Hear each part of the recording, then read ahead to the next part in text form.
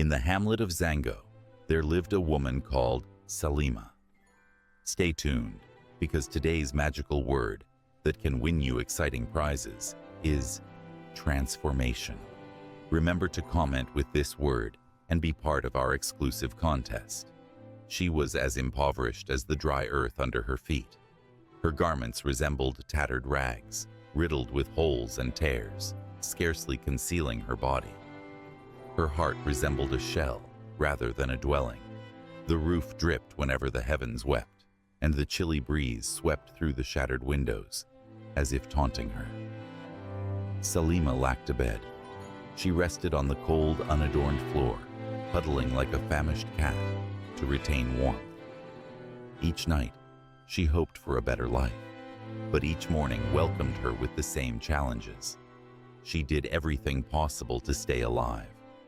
She gathered water for others, laundered their clothes, and even toiled in their fields. However, no matter how diligently she toiled, her hands consistently returned empty. It felt like the world had abandoned her. But what would you do if the world seemed to have abandoned you? Can perseverance really change one's fate? Or are some people simply born unlucky? Her friends, the girls she was raised with, were all wed, living happily with their families. They dressed in elegant garments, while their kids giggled and frolicked nearby. But Salima had no spouse, no offspring, no one to belong to her. The villagers murmured secretly about her, saying, "She's doomed," claiming she was born under a bad star.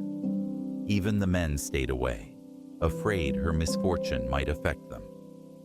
Salima's existence was a story of sadness. She moved through the village like a ghost, overlooked, unloved, and unwelcomed. Still, in spite of it all, she persevered, wishing that one day the sun would illuminate her life more radiantly. Yet that day had not arrived, not at that moment. But don't forget, the magical word for today is transformation. Use it in your comments to participate in our contest. On a sweltering afternoon, Salima bore her sack of worn garments to the river. The sun shone intensely, and the river glimmered like a cauldron of liquid silver. She crouched by the water, cleaning her rags with hands as coarse as the village paths. The noise of the flowing water was her sole source of solace.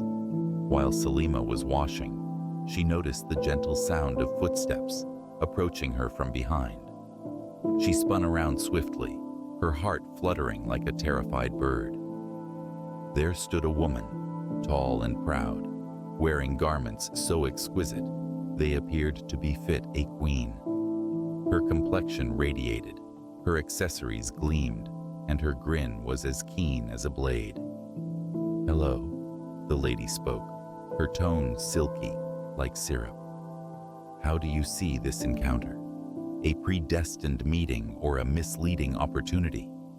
Salima blinked, uncertain whether she was dreaming. "Good day, Ma," she answered, her voice scarcely a whisper. The woman moved nearer. "I go by Kai." "I have been observing you, Salima. I understand your challenges." Salima's eyes grew larger. How was this unknown person aware of her name? Kai grinned as though she could perceive Salima's thoughts. "I have an opportunity for you. It's straightforward and will transform your life. Would you trust someone who seemed to know everything about you overnight? Is it a fool's risk or a chance at destiny?" Salima gazed, her head whirling. What type of business? Remember, for every comment you leave, you're not just contributing to a conversation, you're helping to spread hope. Kai dug into her bag and retrieved a stack of fresh bills. "You will gather worn panties from the locals. Bring as many as possible. I'll reward you generously for each batch." Salima's mouth fell open. "Underwear?" she questioned, bewilderment evident in her tone. "Exactly," he replied with conviction. "No questions. Simply follow my instructions, and you'll always have wealth." With that, she gave Salima the cash and started to walk away. "Keep this in mind," she stated. "I'll be here." But Salima had no spouse, no offspring, no one to belong to her. The loneliness Salima felt begs the question, is family a right or a privilege? Share your thoughts below. The villagers murmured secretly about her, saying, "She's doomed." Is society too quick to judge? Could an act of kindness have changed Salima's fate? Share your views. Salima remained by the river holding the cash, her thoughts swirling with uncertainty. What type of business was this? Why undergarments?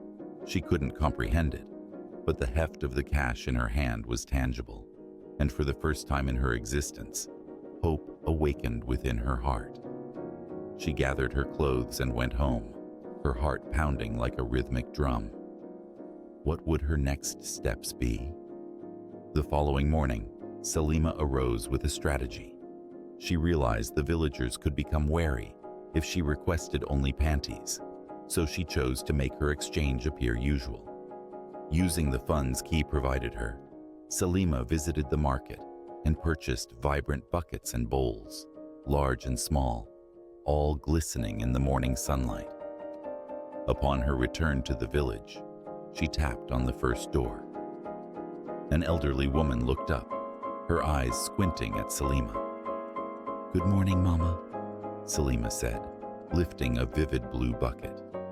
"I'm trading these for any used clothes, shoes, or even underwear you might have." What had she just seen? Who was this Kai, and what was she doing with the villagers' underwear?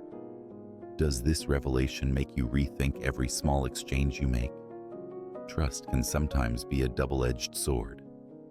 The elderly woman grunted. Used clothes? Footwear? Panties? She shook her head.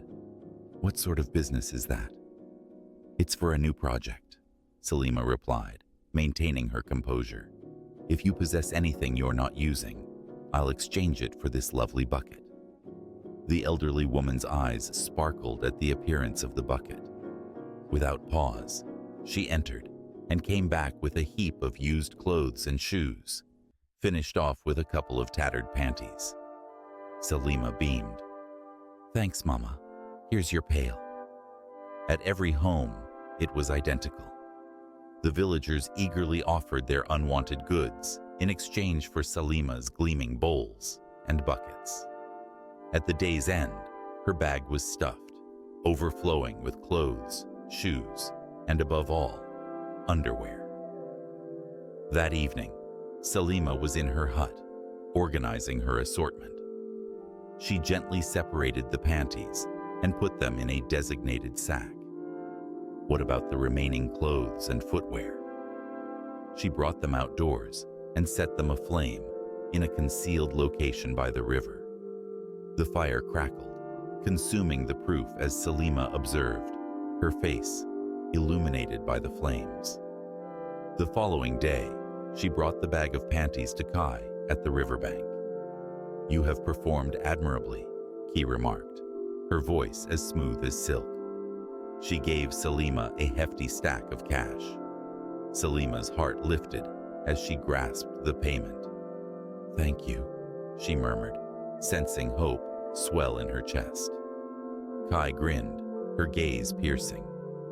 "Keep at it, Salima. Your life is on the verge of transformation." Thus, Salima's business went on, with each day drawing her nearer to a life she hadn't imagined, all while the villagers remained unaware of the sinister truth lurking behind her recent achievements. In no time, word of Salima's business traveled through Zango rapidly. Her vibrant buckets and gleaming bowls turned into the gossip of the village. Are we as a society drawn to shiny objects without questioning their origins? Let us know what you think. From the oldest grandmothers to the youngest brides, everyone was excited to swap their worn clothes, shoes, and especially panties for Salima's exquisite items. "Have you spotted Salima's new bowls?" one woman inquired of her neighbor. "Absolutely. I exchanged my husband's old shirts yesterday and obtained one. It's lovely," the neighbor responded, her eyes glimmering with enthusiasm. Each time Salima reached the village with her buckets, a crowd would quickly assemble. Women jostled and elbowed each other, all eager to pass their old possessions first. Salima consistently had plenty of customers, and her bags were always filled by the day's end. As Kai's payments arrived consistently, Salima's life started to transform. She fixed her leaking hut by swapping the damaged roof for durable palm leaves. Her windows were shut, blocking the cold breezes during the night. She even purchased new outfits, vivid and cheerful, resembling the women she had once admired. Salima was able to eat well for the first time. No more pleading or strife. Her times of starvation had ended. The townsfolk observed her change and started to gossip. "See Salima," they murmured. "She's not the destitute soul we once knew. Perhaps her enterprise is indeed favored," another remarked. And shortly, it would attract the notice of a vigilant observer. Speaking of observers, make sure to subscribe so you don't miss our next thrilling narrative, where truth is uncovered in the most unexpected ways. Although her days were packed with joy and commerce, her nights concealed a more somber truth. As the village slumbered, Salima would silently collect her bags of organized panties. Like a ghost, she glided along the tight passages leading to the river. Beneath the moonlight, she would encounter Ki, who consistently awaited her with his peculiar knowing grin. They spoke only briefly, yet with each encounter, Kai would pass the bag of panties to Salima, along with her payment. Nobody in the village was aware of these evening rendezvous. For them, Salima's achievement was just a straightforward story of diligence. Yet in the shadows by the river, an unusual and unmentioned event was occurring, and shortly it would attract the notice of a vigilant observer. Salima's business expanded beyond what anyone in Zango could have envisioned. She didn't remain in her village. Before long, she began to visit nearby villages, her buckets and bowls shining like the morning sun. Wherever she traveled, villagers eagerly collected their worn-out clothes, footwear, and underwear, anticipating her return. "Salima is arriving tomorrow," they'd exclaim, excitement bubbling like a pot of boiling water. Everyone sought a share of her business. In Zango, her existence was extraordinary. Her previously shattered heart now remained robust and confident. Her attire was clean, and her food was fulfilling. However, although the majority of villagers rejoiced in her achievement, one individual felt unsettled: her neighbor, Tinu. Tinu had always been an observant woman, and she couldn't overlook the odd design. Each night, as others rested, Salima would take her bags and vanish into the shadows. She would come back several hours later, her expression serene, but her eyes revealed a tale that Tinu couldn't grasp. "Where does she go?"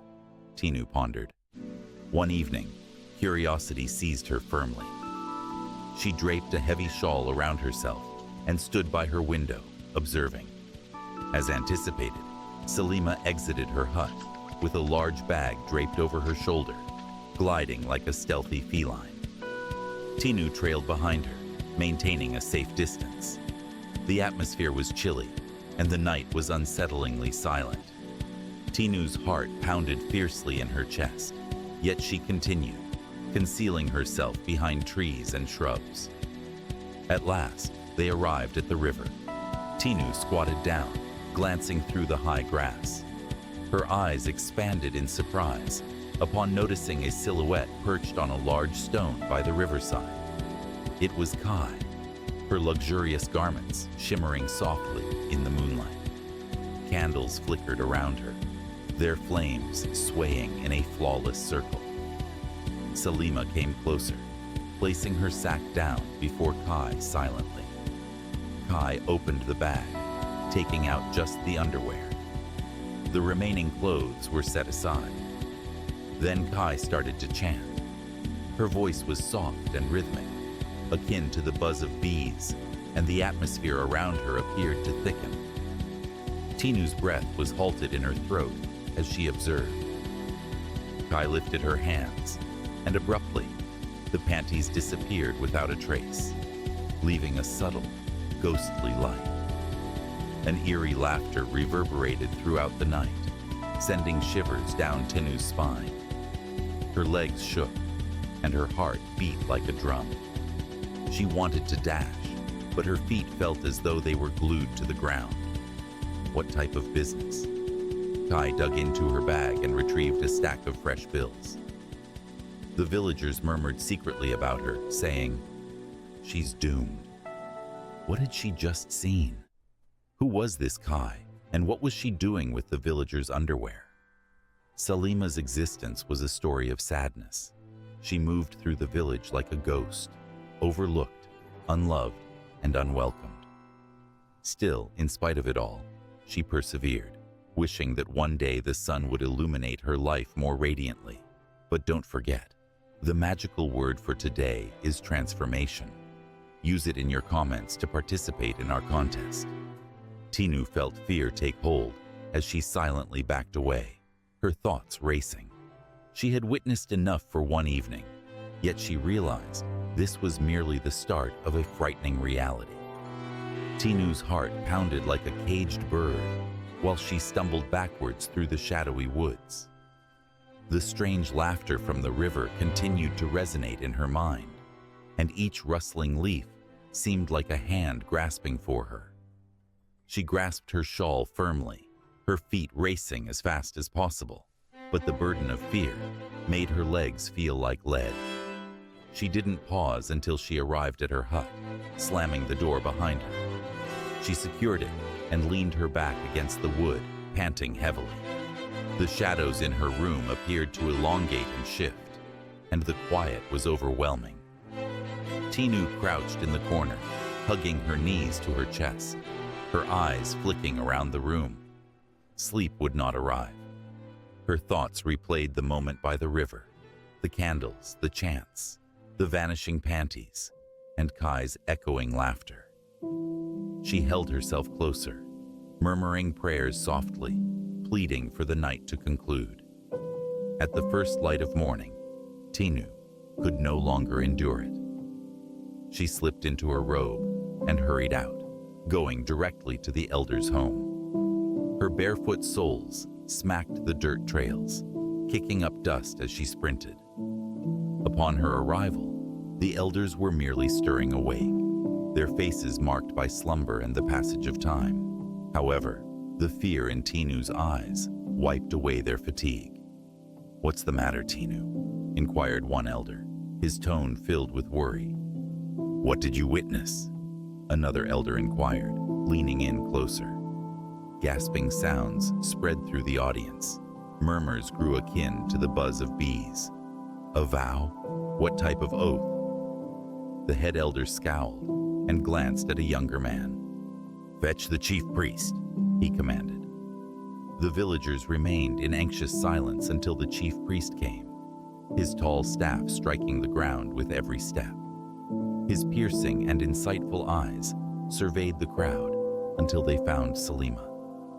"You have sworn an oath," the priest declared, his tone resonant and authoritative. Salima nodded, weeping openly. The priest lifted his staff and started to chant, his voice undulating like the currents of a river. The atmosphere became dense, and an unusual calm enveloped the square. The villagers stared in amazement as the priest's incantations appeared to envelop Salima like an unseen tether. At last, the priest halted and directed his staff toward her. "Speak," he commanded. "The spirit will safeguard you." Salima knelt down, her heart racing. Shaking its sigh, she wept. "She's no typical woman. She's a practitioner of rituals. She compelled me to gather your panties to rob you of your lives." The villagers were struck with fright. "Our lives," exclaimed one person. Sala nodded, her tears streaming down. "Yes," she said to me. "She would enrich me if I assisted her. Whenever I bring her panties, she conducts rituals. She employs them to siphon your strength, your fortune, your very souls, to expand her riches." The villagers gaped in stunned silence, their faces ashen. "I had no option," Sala exclaimed. "She warned that if I didn't pledge and follow her, she would end my life. I was in despair. And if you're captivated by tales that unravel mysteries like this, make sure to subscribe and hit the bell icon for more." "I apologize." The senior elder's expression grew stern as he faced the chief priest. "What should we do?" The priest rubbed his beard contemplatively. "We need to locate KY and eliminate her strength. Only then will we be able to free ourselves from her grip on the village." The crowd reacted with a blend of fear and rage. The formerly revered business of buckets and bowls had evolved into a grim story of treachery and jeopardy, and they finally understood the real price of their cast-off garments. The high priest loomed large, his staff rooted strongly in the earth, his gaze keen like that of a hawk, surveying the assembled villagers. The square was so quiet that even the rustling leaves appeared hesitant to make any noise. "This is not a trivial issue," the priest stated, his voice resonating. "A strong witch lurks among us, drawing on your lives through the actions of Ki. But don't be afraid. The spirits have communicated, and they will lead us to lift this curse." The villagers moved uneasily. Some held their children tightly, while others whispered prayers softly. "Now," the priest went on, "if you have ever offered your underwear to Sala, please come forward. The curse remains in place if you conceal it." For an instant, nobody stirred. Gradually, women started to approach, their expressions white with apprehension. One by one, they approached the priest, their heads lowered in fear and shame. "Me as well," murmured an old woman as she took her place in the line. "I contributed 3 pairs," confessed a young mother, holding her baby close. Before long, additional women stepped up until almost half the village was before the priest. The men stood in shocked silence, their expressions showcasing a blend of fear and anger. The priest lifted his staff, carving a circle in the earth around the assembled women. He started to chant, his voice resonant and measured, with each word holding the essence of timeless strength. The air became dense, and the villagers sensed an odd tug, as though the earth below them had a pulse. He summoned the spirits of the earth, the stream, and the heavens. The flames of the ritual torches danced erratically, and a brisk breeze flowed through the plaza. The villagers trembled, even though the evening was mild. As the chant intensified, the women within the circle started to sway, their eyes filled with terror. Abruptly, the priest's voice escalated, and the dirt circle surrounding them radiated a dim, spooky light. "The curse is fading," the priest announced, "but it won't completely vanish until Kay's strength is eradicated." The villagers whispered in wonder, yet their trepidation persisted. They understood that the fight was far from finished. KY, the sorceress responsible for everything, remained hidden in the shadows, her sinister power menacing them all.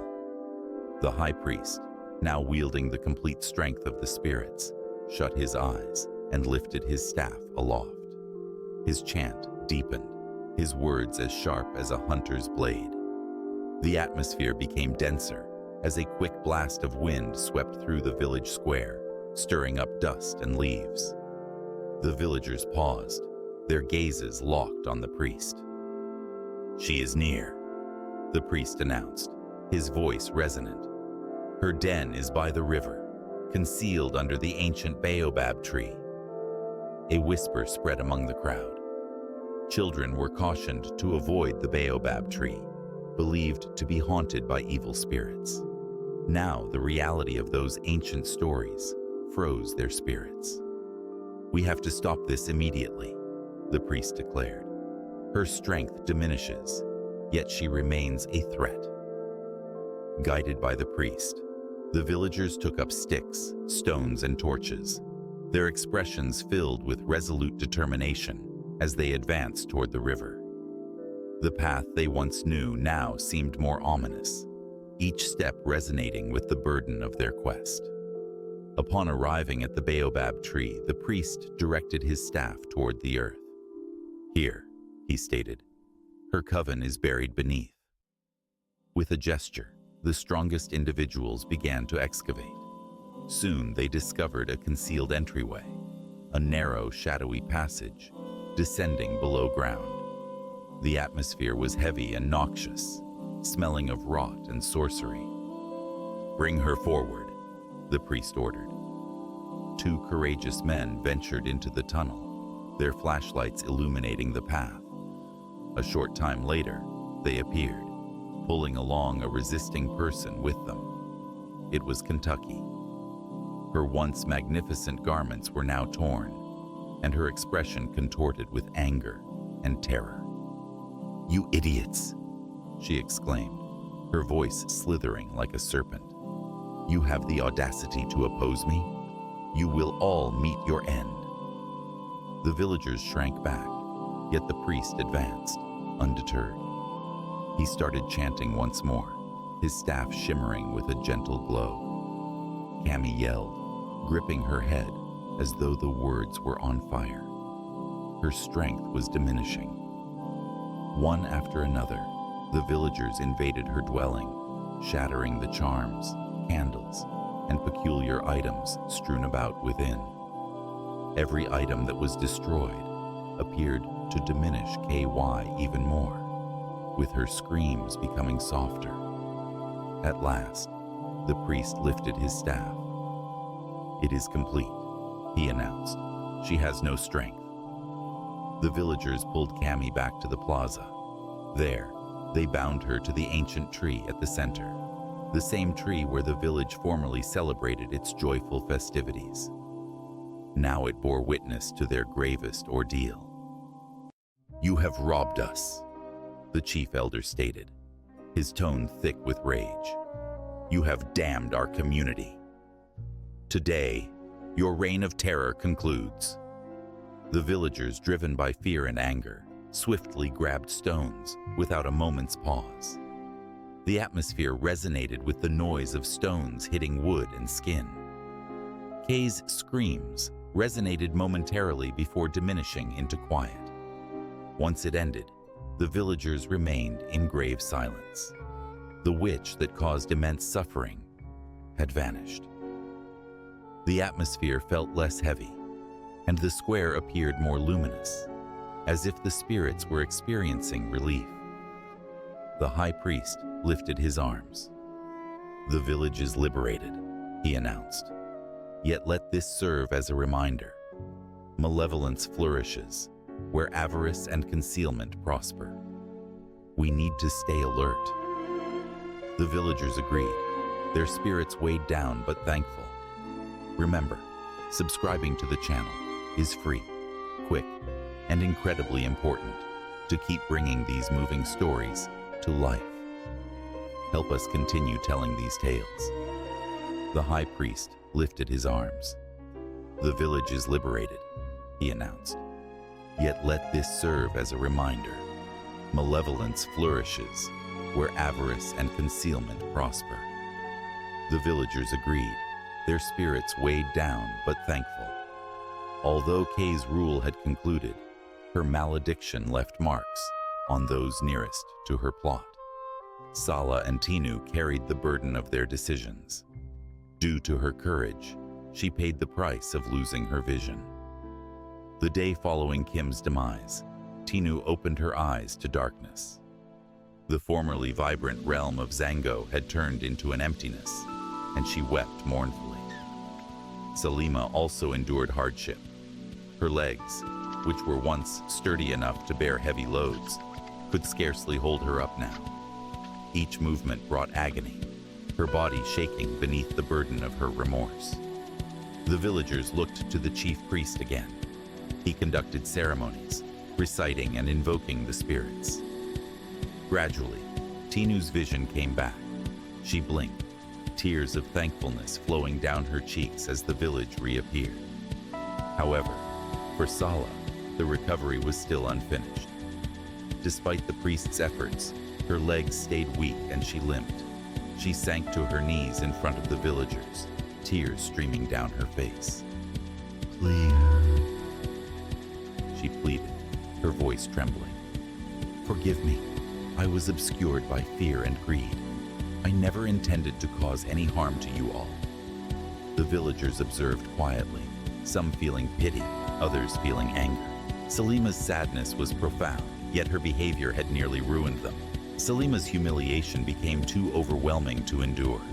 Even if the villagers ceased to openly curse her name, their frosty glances and murmured remarks followed her closely at every turn. She understood that she couldn't remain. One morning, carrying only a tiny bundle, Sala departed from Zango. She walked with a limp along the dusty path, her heart burdened. The villagers observed her departure, their expressions showing both relief and sorrow. Her name served as a lesson, a cautionary tale about the consequences of desperation colliding with dishonesty. Parents warned their kids about Salima, the woman who exchanged their security for wealth. While Salima departed in humiliation, Tinu remained and received acclaim. The villagers regarded her as a hero. Her bravery in pursuing Sala had rescued everyone. Thankful, the prince chose Tinu to be his wife. The village celebrated, their spirits elevated by the bond. Tinu's courage was honored, and she emerged as an emblem of strength and perseverance. The tale of Sala and the missing Panties turned into a legend. By the warmth of fires and beneath the luminous moon, the elders recounted stories to the youth, cautioning them about the perils of greed and concealed malice. "Keep in mind," they would remind, "evil frequently appears as an enticing chance." Despite Zango finding tranquility again, the recollection of those grim times remained. The villagers remained cautious of unusual exchanges and enigmatic individuals. Salima's name persisted, not as a condemnation, but as a reminder of wisdom gained. Thus, the story of the woman who exchanged panties for wealth became interlaced into the essence of Zango, transmitted through generations, guaranteeing the village always remembered the price of their trust. Stay updated by subscribing, because we have more inspiring content lined up, including an unbelievable transformation story that you wouldn't want to miss. I hope you liked the tale. If that's the case, kindly give the video a thumbs up, share your insights from the story in the comments, and remember to subscribe to the channel for more captivating stories just like this one. Thanks a lot.